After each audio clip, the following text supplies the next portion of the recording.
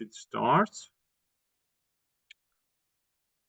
Hello everyone. I am Richard from InnoMaker Partners. We are helping the organizers of this entire V4 program with the communication and the events and everything. Today's topic is about what do VCs want. I think this is something that keeps up a lot of you during the night. So I will give the floor to Nikita, who will talk about this during this workshop. Hi, everyone. Thank you for joining. Today we will try to understand one of the topics which I think the nightmare for both, for VCs and for startups, like how to find this perfect match. Sometimes it looks like dating, but you still need to keep in mind that there are a lot of different parameters which will directly influence on the decision of VC to invest in you or not. So let me share my screen and make a little bit of an introduction of myself. So I'm an entrepreneur with more than 10 years experience right now. My first project in IT was, I think, in 2018. Back then, I didn't know the word startup. Like it was just a normal business. So since I started the journey of entrepreneur, I always tried to help other entrepreneurs, and I tried to make them a right advice on what to start from. But once I appeared in real startup environment in Europe and in US, I see now how the spirit of the founders is in the West world, let's say. So I did my master's degree in finance, and then I had very boring logistic job experience. And boring it was because it's nothing about technology. It's all about papers. Even the rules of the drivers back then, they were printed on the piece of paper, so you can't do much there. And there are specific rules you need to follow. But in same time, it was my first job, and I managed to get very high management seat quite early. And then I started to I call it up and down entrepreneur experience. It was completely different. It was a travel agency. It was a franchise of coffee shops. I just wanted to understand how this basically works when you start the business from the scratch. And then in 2018, I started my edtech startup, and my co-founders became people I studied with very, very long time ago in economic lyceum. So it was like 10 years since we spoke last time, but those guys were interested to start with me.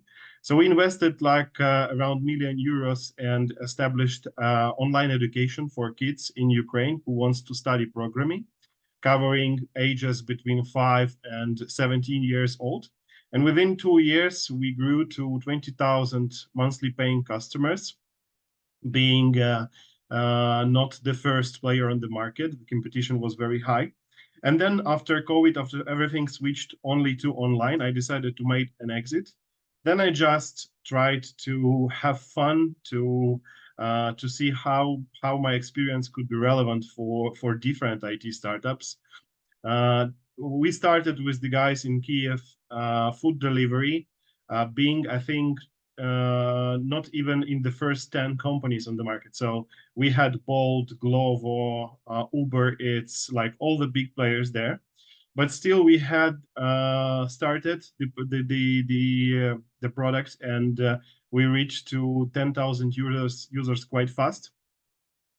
And then the company was acquired with one of the local companies because they had to make the digital transformation, and acquiring of those applications was the easiest way. I also worked for several startups, and then I won last year the scholarship for my executive MBA in the United States. So for me, last 5 years, like you see it in the square, was what most of people could experience within 10 years. So it was really intense, and the war itself also made a huge influence on that. Working with many startups in different startup programs like Google for Startups, Startup Wise Guys, different accelerators. I had to be able to review startups from different domains and try to evaluate are their skills of the team are strong enough to create a startup. So this is the industries I had a very deep touch with. And in my head, there is a like let's say a ideal proportion of founders team, like how it should look like. I don't know if you know, but 50% of the world unicorns are from United States, and this is because diversity, equity, and inclusion is this in DNA of this country. United States. It will sound funny, but it's still a very young country, and the amount of nationalities there and this diversity thing allows to create a product which doesn't need to be adapted to European market, for example, when they scale, or vice versa. So from very beginning, they have really good competitive advantage to create a product which will be quite useful. And when it comes to like what else we can do in the team to at least look valuable and sexy for the investors, we need to work all the time on the education of the team. There is a lot of programs for startups which are running by companies like Amazon, Google, and etc. When you can become smarter and smarter, and participating in those education programs will also give you opportunity to network. You should have a very open dialogue with your co-founders, and you need to lead by example, because if everybody will expect that someone in the team will do something, that probably won't happen. So you need to show on your example how you want to be the things done. And here is the ideal formula, let's say. So from the startups I had in my life, and startups I was working with in different programs. So you need to have at least one person with really unique skills. It's maybe this unique skill could be programming or expertise in some specific domain. You need to have common hobbies and interests, because when the job is done for today, you still need to understand each other, to spend some time together, and to share that spirit. And of course, you need to be passionate about what you are doing. Even if not everyone in the team knows a lot of details about the domain, it doesn't mean that this person, she or he, will be not good match for it. You just need to share the stories of each other. You do need to know the stories, and when you know how person reacts on normal life situation, what is the behavior to things you meet every day, then you could understand more each other. And do you really want to build a company with this person? The recent startup I worked with is Beholder, is AI meant to change the way how we source for critical minerals. So it's 100% remote sensing of critical minerals, mostly using satellites imagery. And it brings 75% efficiency in compare with classical approach. In normal world, only 1% of all discoveries become a real mine. So in this case, imagine how many drills and nature harm is done by mining companies just to trying to find out is there is something underground or not. So Beholder was amazing idea and helped guys to create a positioning which allowed them to obtain first pilot projects, and recently raised the 1 million euros round with main investor EAT Energy. So what we are going to discuss today is why and when raise funding, how investors look at the startups, and vice versa, how startups should view on investors, and the fundraising process itself, like ideally how it should like, and of course how to think like investor. I want group to interrupt me to ask questions if you want, because I built the presentation as an open discussion. So of course we will have some questions in the end, but if you will have some question you want to ask, feel free to interrupt me. So let's start. Do you really need to raise money? This is very important question, because the startup environment was very spoiled before like 2022, and even if you had a three-pager presentation, you could raise up to €500,000 just because you have this idea. But this time already passed away. Now early stage means you already have something. You already have something that potential customers could use. And very often we go through the scenario when we start looking for investors from the very beginning. And venture capital could be really risky. And I will explain you why. First of all, the major consequences when you take venture capital is that you would need from the instantly decide what your cap table, which part of the team will receive which part of shares. You need to decide about board director, who in your startup depend on the size of the shares or depend on income which brings from this professional. How do you decide about where your product goes? And believe me, first investors would push you as one of the conditions to having themselves on board and make direct influence on what you're going to do. Of course, it's reports. And if you were like having fun, discovering your product, obtaining first customers with investors, everything will change. You would need a separate person in the team, which would need to collect all the metrics and KPIs to report the investors. And sometimes investors pushing you to not preferable choices of yours. So without investor, probably you won't take this choice. Sometimes it's an exit, but sometimes it's expansion. One of my favorite Polish startups, V4-Market, the guys I met in 2022 were very successful startup. They are groceries delivery, which enables model when you can pick any place in the city, either it's Poznań, Warsaw, or Wrocław, and get all the groceries, doesn't matter of the distance, for 20 zloty. The thing is that they deliver it to you the next day. So once you wake up 8 in the morning, you have fresh bread, fresh meat, all the products you like. But the problem is that their investors were not happy with how fast they are scaling, and they pushed them by the end of 2022, try to open, let's say, a branch in Germany, because, okay, it's Poznan and Germany is very close. Maybe you should try Berlin.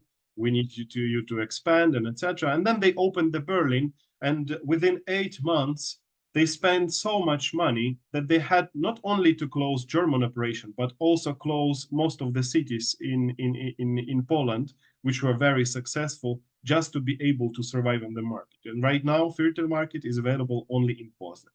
I hope guys will regroup somehow and start the operations again. But this is a very good example how you should be careful with the selection of investors and be very careful reading the agreement, because if you will have one of those guys in your board, be sure there will be some difficulties. Of course, there are some alternatives. I think the best option to venture capital is crowdfunding, because it's a popular model right now. Of course, there is equity crowdfunding and non-equity crowdfunding.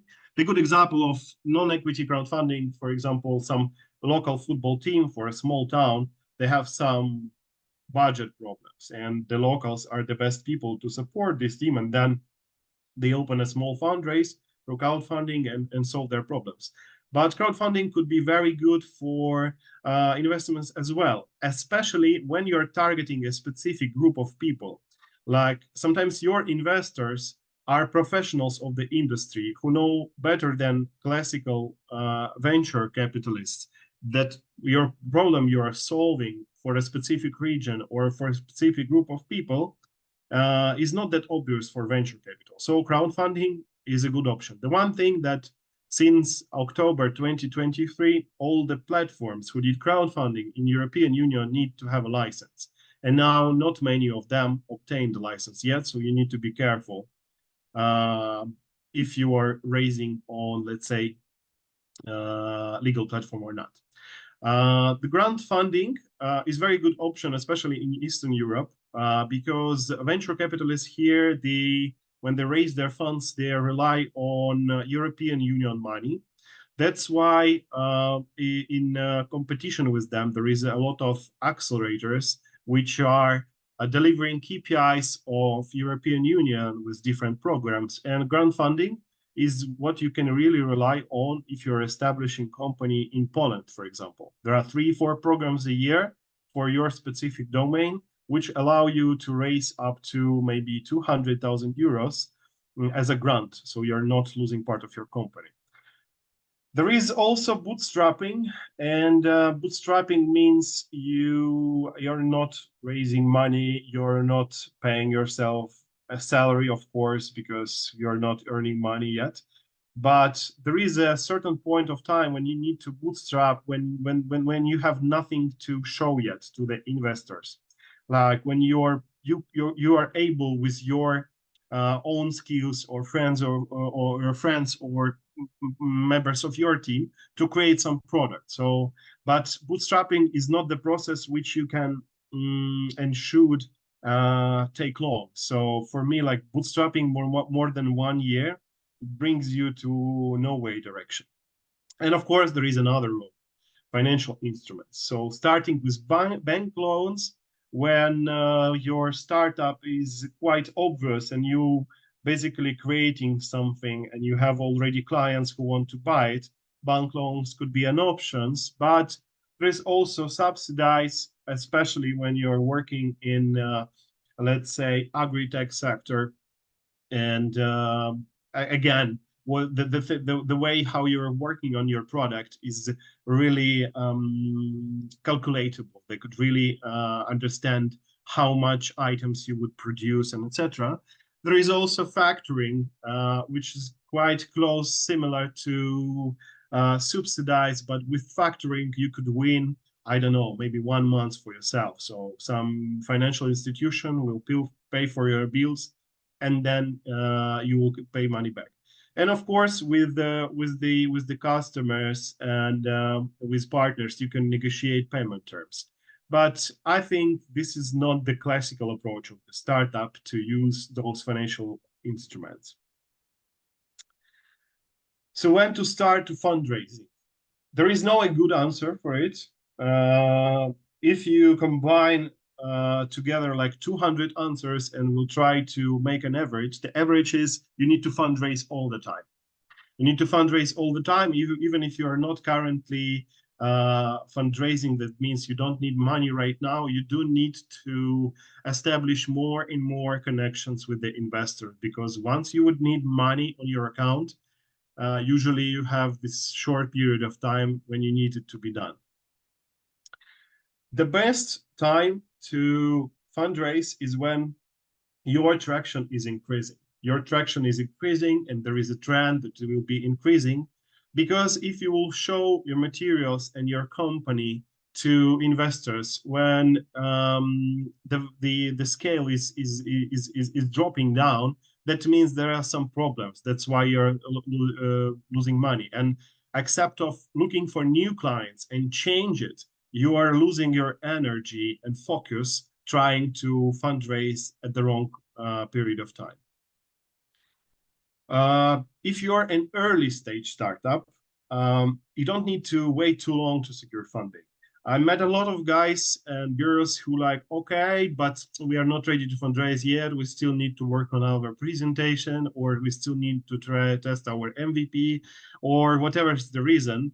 If you're not raising in time, there is a really huge probability that it will be not a moment for your startup.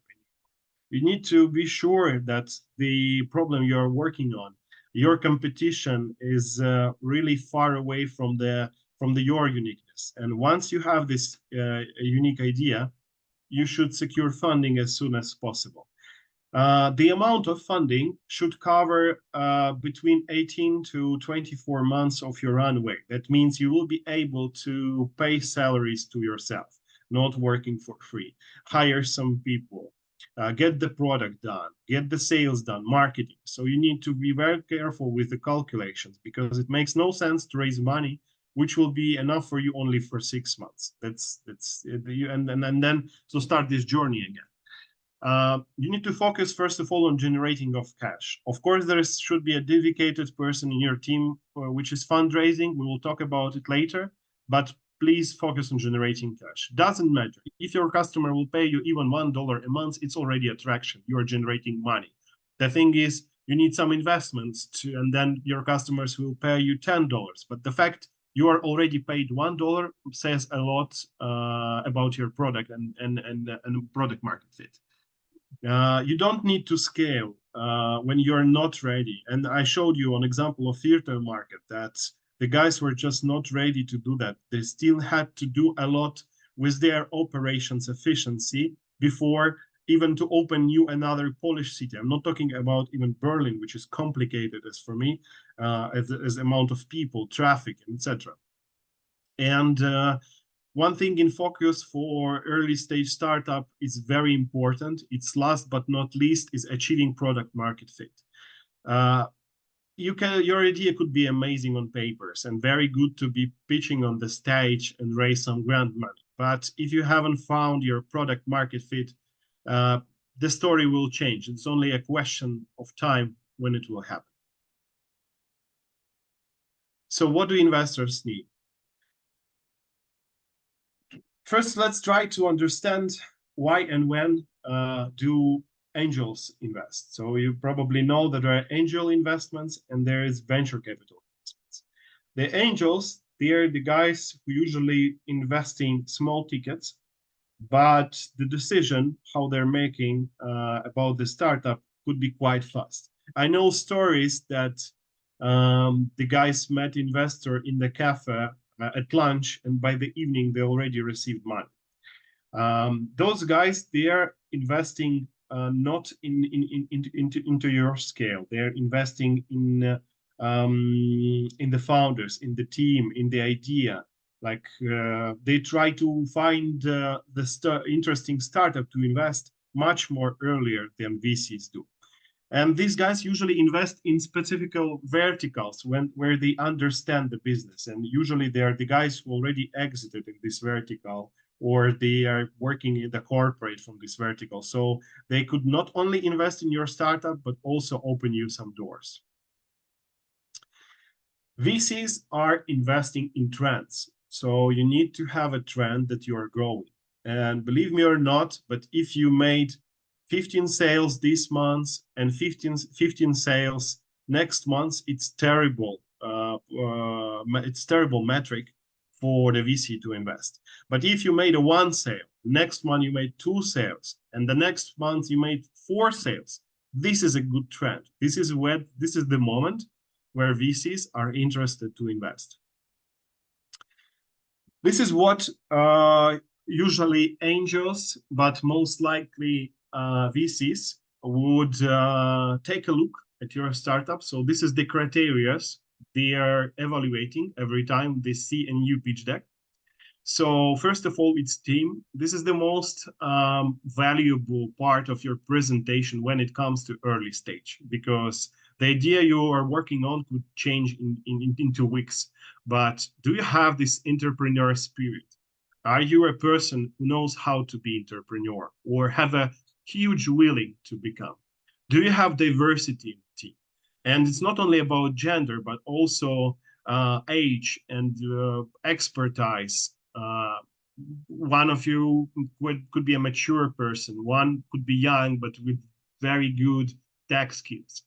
Do you have this really domain and tech insights? Because if you want to solve a problem which your team know nothing about, just what you have researched on the internet, of course there is a small probability of success, but usually it doesn't look like investable.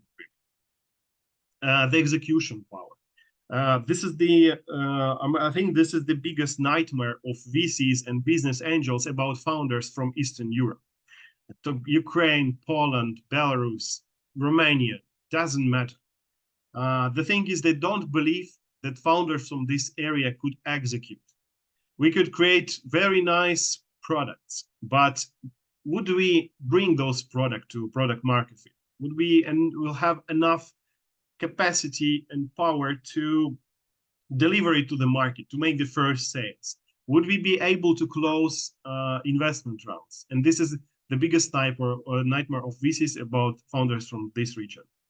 The leadership, of course. There should be a person or several people in the team who could lead by example. We talked about it already. The team dynamics, you should not focus on doing all the job only with co-founders. You need to invite other people. As more people you have in your startup, there is more probability that first another people accept of you. Some people accept of you, believe in your idea, and they are ready to work before the investment round is done, or get smaller payment, or get payment after the investment round is done. Is very important. It shows a lot about how do you deliver your idea even to your colleagues. Learning mindset, we told about it already, and coachability. You don't need to be arrogant when it comes to running a startup. You need to listen to advices. You need to be a good listener, very good listener, and to really make some conclusions from what you're hearing from clients, from investors, getting the feedback. So you don't need to become angry when you hear feedback you don't like. You need to understand, okay, what should I change that next time I won't hear that negative feedback again? And of course, among all of your team, you need to share the same values. If you're working on some impact, you need to show how it's important for every part of your team. The second important thing is value proposition. Do you understand the problem of the industry? Is your solution is good enough to solve this problem? And can you defend your solution when you will be asked many things, including competition and etc.? Can you defend your idea? Defense like, okay, this is the way how this problem should be changed. Of course, it's market, and some are behaving to the market slides. Many founders like taking some numbers from the internet and that's it. But market size is very important. If you make it really in details and you deep dive in exact vertical, exact paying customers for a specific domain, you would see that market is not that huge. And you need to understand if you're targeting market which is less than $500 million, it doesn't look good for a VC. The competition, you need to know it. I heard so many times the words, we have no competition. You can't imagine, like every second founder says, we don't have direct competition. Come on, guys.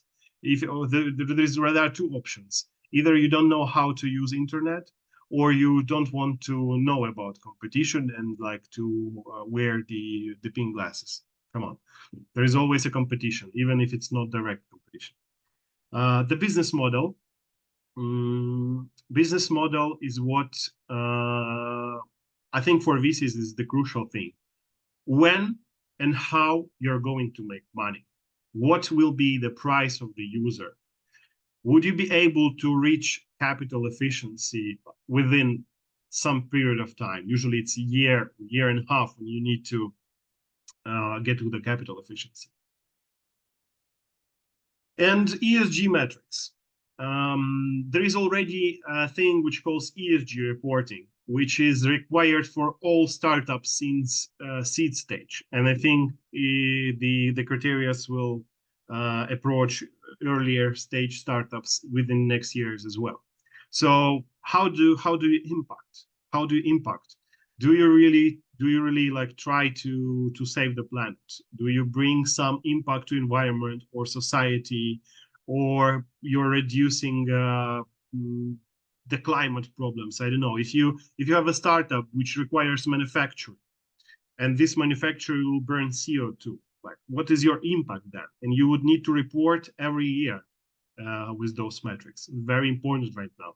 When you will add financials, and ESG to your pitch deck, believe me, 90% of VCs would be surprised, and they will be in positive way surprised, and that mean you know what's going on in the trends. So what startups should notice and when they are looking for a VC or investor to get on board? So when we evaluate investors, you need to understand if there is any value except for money, because nowadays, when we are talking about rounds less than 1 million, bigger brands in the portfolio, famous VCs, are bringing you much more value, just their names that they invested in you, than money. I know, like, if you need money, you should try to find these investments among your friends or family or several business angels. But if you're going to scale your startup, you need attention to your startup, you need very good leads, then you need to fight for famous brands, famous VC brands in your portfolio. Even among business angels, some business angels are connected enough to bring a really huge stream of energy and success to your startup. When you selected several VCs or business angels by their expertise, try to talk to their portfolio companies, because usually founders are very happy to share their experience about anything, but when it comes to investors, they're even more happy to share the feedback. Sometimes what you see on the internet and when you see during first meetings, and then how VC will behave after 1 year when you raise another round, it could be totally different experience. So try to avoid these mistakes by talking to portfolio companies of those VCs. Avoid fake investors. By fake investors, I mean anyone who is trying to approach you with the questions, are you fundraising now? How much money do you need? Before they really introduce themselves. Because I know there is a lot of industry enthusiasts who would like to know about your idea. But when you are really fundraising, when you're focused on fundraise, don't spoil your energy on people which won't bring you that what you're looking for. I'm not saying that you need to cancel all the conversations, but try to be more focused on what you're doing, except of just telling anyone around about your idea. Try to find specific meetings where most of the network will be able to help you with that. Try to evaluate human qualities, because even those guys who are offering your money already and their VC name is good, if you doesn't feel that these guys are those you want to work with to build a company together, if you feel that something will be difficult, it's not a feeling. You should understand that something going wrong, something going wrong. Don't take the money, which will bring a lot of discomfort to your team in forward to report for this money. It's very important.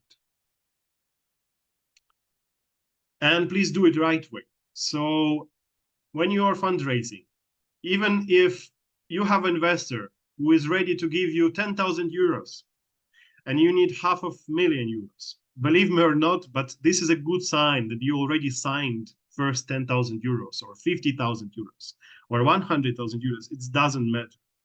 This is a good sign for other investors that you have not a commitment or a term sheet, that you already have this investor. You literally have it. Term sheet sometimes is enough, but I recommend you to try to close the deal. And then the second thing is find a lead investor, because this is the most important thing when you are raising a big round. Lead investor takes the responsibility for a proper due diligence of your product, evaluate your product, to check if everything is all right with the founders and the product is still there. And once you have the lead investor, other investors will jump in quite easy. Like it will be a question of 2-3 months to close the round. The ideal amount of investors on each round is between 3 or 5. Recently, I met one of the Polish VCs, and the guy is saying, well, we invest up to 2 million. I said, well, that's amazing. He said, can you help us to find some startup? He said, of course. And what are the terms of your investments? How do you usually do that? And they said, well, we don't like when there is another investors except of us in the round. I said, but why? What's the reason? We just don't like it. So that means these guys, when they're investing, they're becoming those devils inside of your board, which will like tie up your hands and your actions. So this is a bad signal when VC are saying those. We want to be the only investor in the round. This is very risky for you. So the group of 3-5 investors is a perfect match because among one of them, there will be a lead investor. And the other guys, you will first of all learn how to manage the investor relations. And the second thing, there won't be a lot of pushing because when it's the group investors, they need to agree on the way how they want to help you with metrics, with KPIs, and etc. So you will be secure that this group, first of all, they need to agree with among themselves, and then to make an influence on your product. And when we are talking about long list, try to make it not more than 20 VCs or angels. You would know all the VCs and business angels if you will make a proper research and talk to your network. With your stage, with your type of product, with your traction, who are the ideal investors? So where do we look for investors? The best way is networking and recommendations. There is nothing better than warm introduction. So those approach to send 100 cold emails, downloading the databases, which is quite popular now on LinkedIn, most likely won't bring you to any results. When we talk about startups up to seed stage, this personal contact with the investor is what make the willing to invest, the personal attraction to people, except of the numbers. So networking and recommendations is the first option. But if you, I don't know, if your networking is not that strong yet, or you're not sure that there is a lot of investors, try to pitch at events, any type of the events. Investors most likely who'll be interested in your product visiting those events, and try to pitch not only locally. At every tech conference or meetup, at most of them, there is a pitching competition, and you need to save a seat 6 months or 7 months before the event.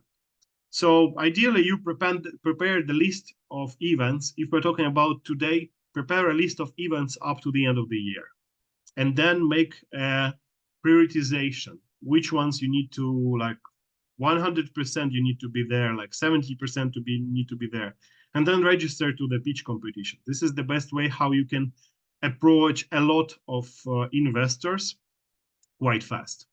And matchmaking and crowdfunding platforms. There are platforms like fs6.com or Vestby. Once you set up what's your startup, what's your stage, are you fundraising, and etc., their algorithms would help you to find, let's say, the very long list of the organizations, accelerators, or VCs who could probably bring you some money. Let's talk about fundraising steps now, and the pitch. Of course, the pitch is important. There is no better secret sauce if to check the pitch decks of your competition or companies you like who already raised the capitals. Like, this is the best way, like the way how they describe the problem and they allow them to raise up to 10 million euros. That means that the structure of their pitch deck is very good. But who said you can do better? So problem and solution, product itself. Why now?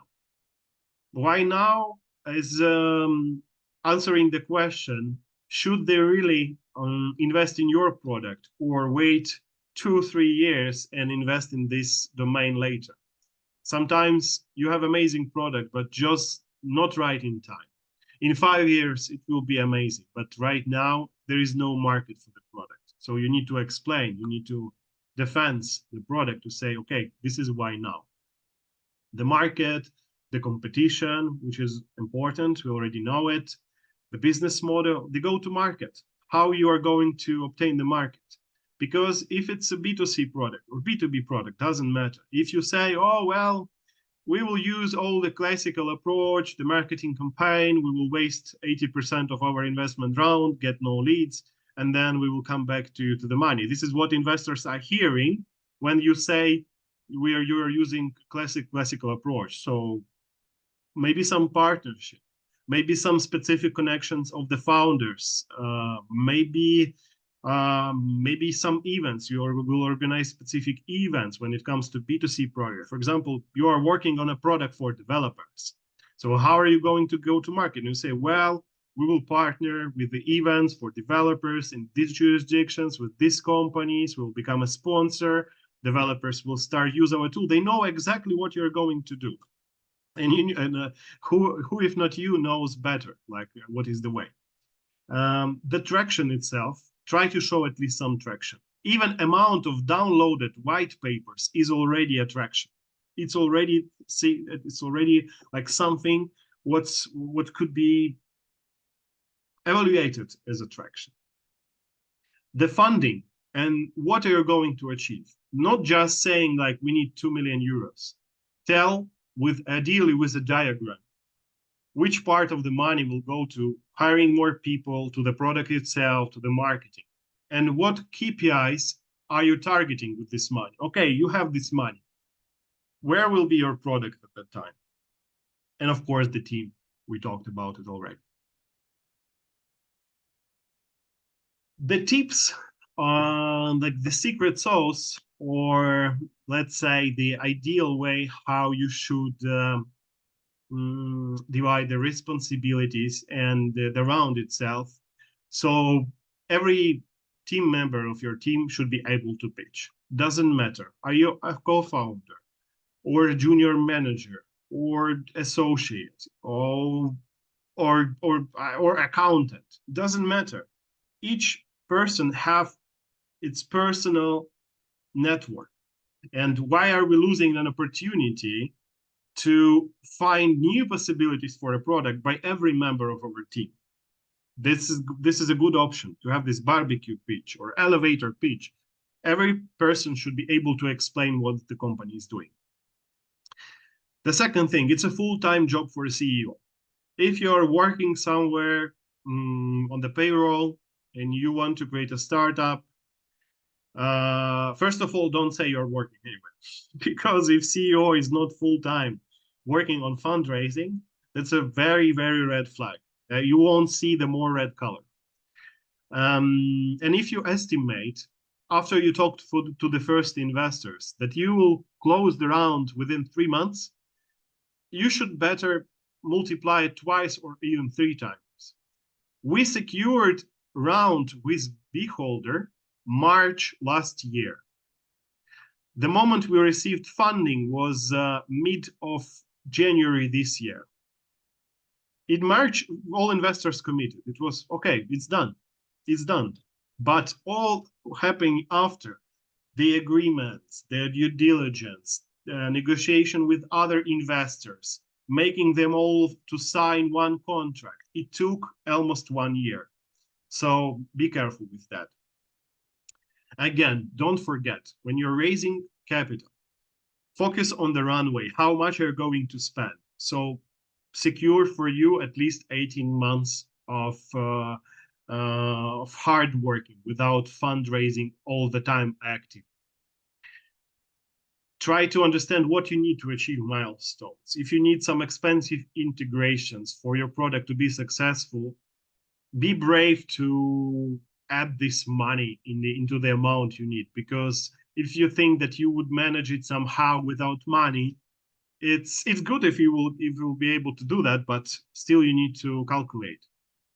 Dilution. If you think that you need 10K or 20K monthly for salaries, try to make it 25, because you don't know, maybe sometimes you would need to hire more people, more developers for some specific task. The traction, you need to be sure that you will be able with those amounts of money to receive the traction KPIs.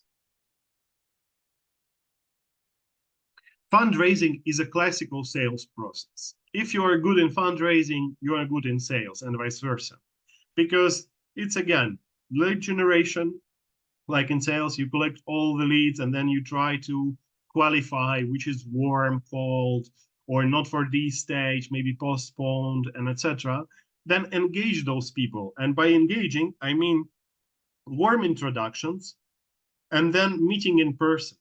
And if investor is not replying, it doesn't mean you should stop trying to approach. You should find out where will be the event, where there will be a networking party. This investor will participate. And then come there, remind yourself and say, well, we are the startup. We want to talk to you. Be like strong enough. We try to show the spirit that they really want it. VCs adore that. Like the people running around saying, we want to talk to you, and the product seems good. Why not? And of course, closing the deal. This is very, let's say, heartbreaking part because a lot of VCs will sound that they love your product, that what you're doing is amazing, that it is almost a done deal. And then they bring it to the board and board say, oh, no, of course not. Have you seen this traction? No, we're not investing. And then those guys you talk to from VC come back and say, well, I think we are not in the right moment to invest in you. And you said, well, we talked to you for 3 months. We had so many meetings. What's changed? Nothing changed. The people usually you are talking to, they're not taking the decision. And don't take it really close to your heart, because it will be really heartbreaking. When you are trying to qualify the investor, in advance, you need to do some things. You need to get prepared to every meeting with investors. You need to check, have they invested in the competitors? Because it's a good thing if they did. But it should not be recently. If you are B2B SaaS open banking tool and they recently invested in the company like those, they're just, let's say, checking what's with you. It's not really intense. So no dry powder. Try to understand if they invested recently to a product similar to yours. Do they still have funds? Or maybe their fund is already finished. You need to understand that. Wrong sector or stage focus. A lot of VCs investing from 1 million, from 2 million, and etc. I know that the desire to show your product to a very famous VC, doesn't matter of their stage, is a good thing, but this shouldn't be your priority. Of course, if you met at the conference and you had a nice talk, it's good. It's good for your future, and then keep posted those VC, because in future somehow maybe they will invest in you. But it's also a good opportunity not to show your startup, but to get introduction to a funds which this bigger fund invest together. But don't target VCs which are from wrong sector or stage focus as your main list. It's wrong way direction. And of course, wrong gale, because it could be a VC from your region, seems investing in early stage startups with your vertical, but then they will say, oh yeah, but we are not investing for the startups which are going to target, I don't know, Balkans market. So before having the meeting, you should find out if all of these parameters are evaluated by you, and then talk to those VC. But during the conversation, when you already have the call, you should ask about the experiences of investing, because most of the calls I visited between startups and VCs, usually when investors are asking, do you have questions for me as an investor? They say, well, probably not, and etc., because you are inspired that there is a small probability that this guy or this lady or this investment group will invest in you. Don't be afraid to ask questions. Tell us about your experience investing in similar products like ours. How long did it take? What was the stage of the product? Ask any questions you want, because you are both like mutually interested sides. There is no a side which is more interested, because VCs there have own KPIs to allocate those money. So recent deals done, of course, but also what will be the type of involvement of VC? Again, money is one thing, but how much time, a week, a month, do a VC is able to make you introductions to the clients? I don't know, make you say some any other recommendations, or get you some mentors, because this is really important. And then again, talk to other founders from the investment portfolio. Managing investor relationships is very important. If you really want to think how investor and to understand what's the difference between you and other startup, is always the quality, how you deliver. So you have to do that systematically. There is a lot of opportunities and solutions to do that. You can use HubSpot, Salesforce, like any classical CRM. There is also this product Quorum, which is focusing exactly on investors relations and fundraising process. So, but this is very important. This is how you differentiate from the startup which is similar to yours or looks like similar to yours. Remember that round is not closed before you have money on your bank account, because you could sign hundreds of term sheets and agreements, but in the end of it all, you need this capital to be able to move forward. You need to send regular updates, at least monthly, but ideally be weekly to report to your current investors, potential investors, or newsletter of your community what have changed. Is there any major changes? You signed a new client, amazing. Make a picture with those clients. Make a I don't know, they put your logo and this another brand showcase. Track your results. Make your make the visibility of what you're doing. When you're talking to investors, try to pretend that you have other investors' interest. Of course, ideally you have those guys, but at least try to pretend, because VCs doesn't have timelines. If you need to close round within 2 months, VC could easily discuss it with you for 2 years. Try to put some small deadlines to VCs, not expecting that some guys will invest when they are not even discovering this opportunity with you. Your relationships with current investors is the most valuable thing, because once you're not ready to fundraise a next round, but you are still not there to do that, your current investors are those guys who likes you because you reported, because you work hard, because you keep them on track, because you are still delivering some goals, but you need some money right now. It calls a bridge round. So your current investors, they're best guys to ask for help, but only if you manage the investor relations properly. Usually the closed deal consists of negotiations, valuation, deal structure, and due diligence. But believe me, once you have interested investors, it won't be a complicated thing to close it. Just work on your pitch deck and pick the proper investors. So how to think like investor? Let's summarize the presentation with some small lines. When you are organizing a call with VC, you know the name of the person. You need to check who is this person. What is this person background? You see several people in the calendar. Okay, check all of these people, because depend on who are those people. The information you need to deliver could be really different. If you are talking a business analyst who receives salary to evaluate startup like yours, these guys, they have no opportunity to evaluate you as a team, or is there a synergy between you? Or is your idea amazing? These guys only can evaluate numbers. If it's a guy or a lady from investment bank, again, these guys, they have different view on what you are doing. If it's government person, you need to be sure you are delivering message which will be important to government person. And if it's a founder, to deliver your entrepreneur spirit. Once you will have 3-4 types of pitch decks for different type of investors, the conversion will become better and better from pitch deck to pitch deck. In every pitch deck, you should have the case studies which are answering most of the questions.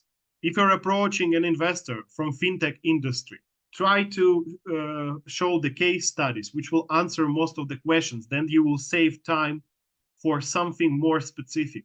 So we'll review your product more detailed because you save time showing by case studies that what you are doing is relevant to a person who you're talking to. There is always right moment to talk. There are a lot of networking tricks, but the main thing, do not try to approach person when it was long conference day and this is 4 p.m. and it was about to finish. Don't try to approach this person. Just try to get the contacts because it's not the right moment to talk. I usually prefer to talk to people when they're relaxed. So it's at the beginning of the event, or it's already a networking party when you already had some drinks, some coffees. People are more open to the conversation. Listen more than talk because you need to understand a lot of things about person before delivering your idea. But when you are pitching, you need to be you need to grab attention as much as possible. And the common mistake of all startups pitching for the first times is interrupting. Do not interrupt a person, another co-founder, investor, or anyone else.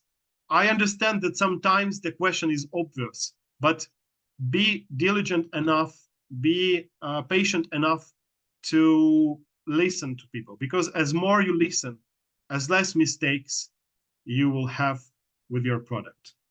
Thank you, guys. I think we are in timing, but I would gladly stay for another 10 minutes to answer the question if there are some. Yeah, if there are some questions, just go for it.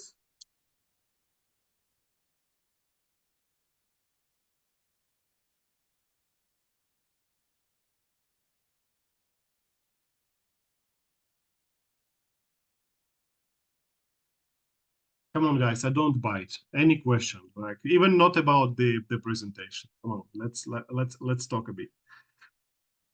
Michal, how are you doing?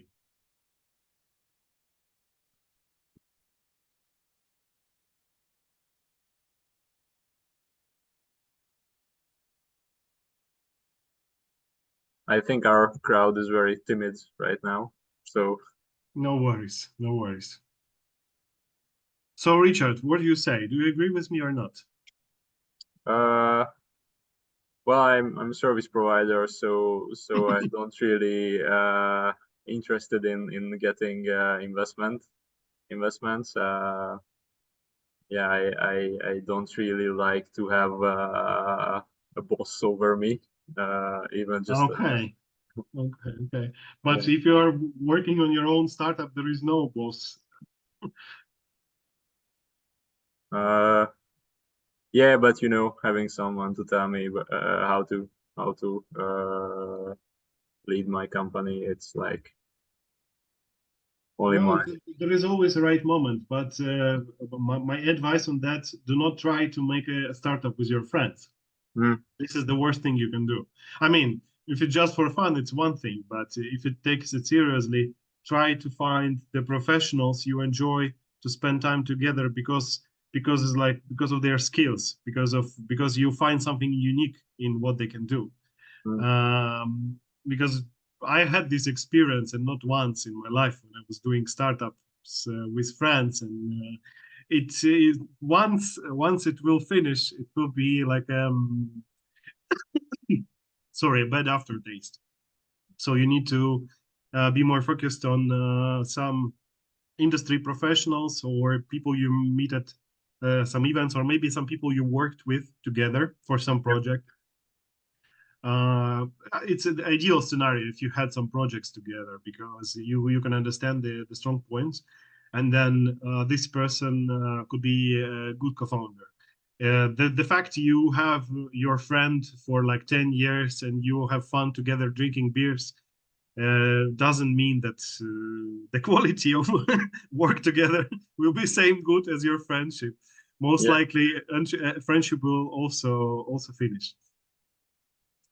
Yeah, I mean, in a sense, you also have to think like an investor, because you are investing in your startup, you're investing your time and maybe money. So you have to be objective about this whole thing. Yeah, yeah, true. I think we have a question. Yeah. How can we catch up team members? Bump into the interested, we change contacts. Uh, so in exchanging of good contacts is or exchanging of contacts at the events is like to say hi or hello. It's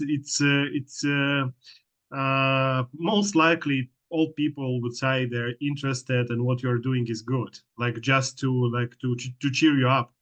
But it doesn't mean you need to expect that somebody will write you first. This is also how you can differentiate yourself being a co-founder, even a solo co-founder.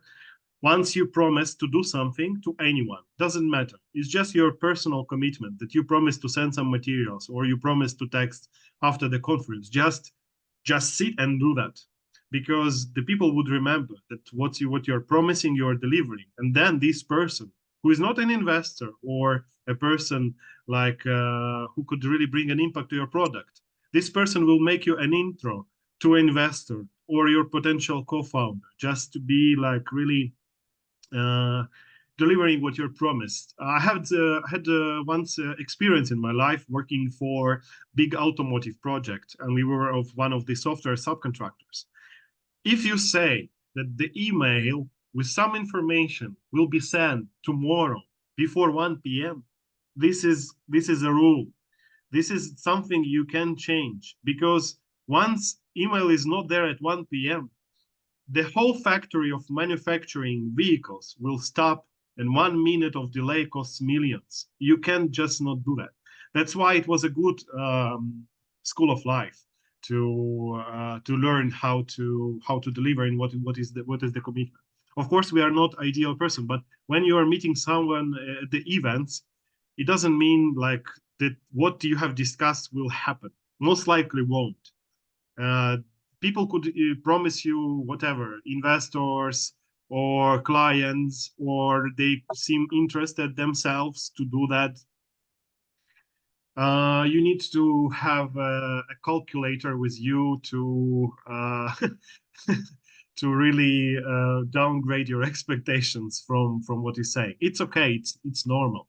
Like not all people you are talking to will bring you something. But if 2 years ago, when I was visiting a conference in Lisbon or in London for like 20,000 people, and I was bringing 100 contacts, and then I was like processing those contacts within 2 weeks, there is in the result I still will communicate and do something only with 3 or 5 people. So now for me is a good KPI if I had 5 good conversations at any event. 5 contacts is enough if these 5 people are someone who will bring you to any other people and you will still communicate. So with your empathic skills during the communication, you better have less leads, but really do something with them, at least of scanning the LinkedIn's the whole evening. Like the fact you're having this person on LinkedIn connections doesn't mean that you will be able to get something from this person. But the social networks, they're also important. Like don't uh, don't hesitate to tag some people you don't know on LinkedIn because you need their advice and etc. Sometimes when you need an advice from a person from who can work for a target company, like your target company with your product, sometimes these people are responsive. You will be surprised that I reached out even to a CTO of Siemens once. because we were together at same event, and I wanted to talk to him. So, well, why not? Give it a try.